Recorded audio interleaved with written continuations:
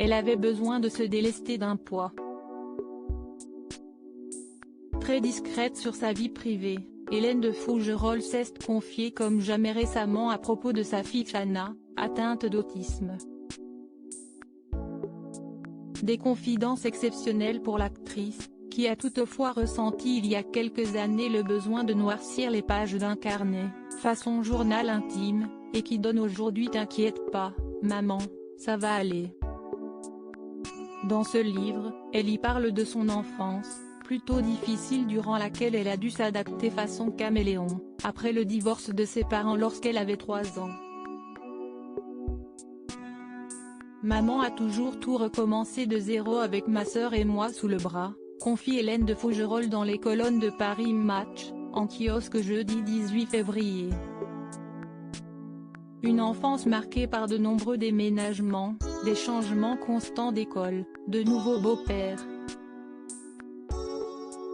Quand elle devait se remettre à flot, elle, sa mère, nous laissait chez ma grand-mère à Vannes, se souvient la comédienne, qui explique alors y avoir arrêté de croire en Dieu et en l'homme, à cause d'un oncle violent.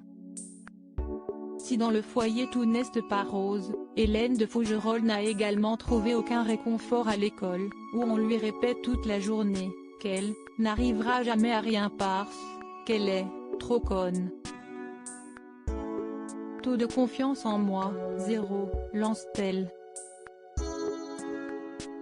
Tentative de suicide et séjour en hôpital psychiatrique CIST finalement à l'âge de 16 ans qu'elle trouve sa voie en décidant de devenir actrice pour réaliser le rêve de sa mère.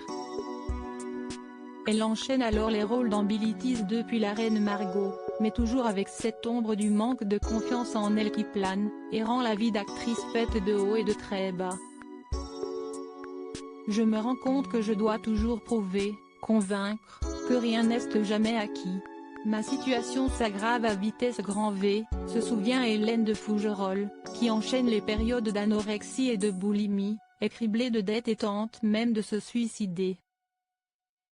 Après un passage en hôpital psychiatrique, elle obtient enfin son premier grand rôle dans Que la lumière soit, d'Arthur Joffé, sorti en 1997.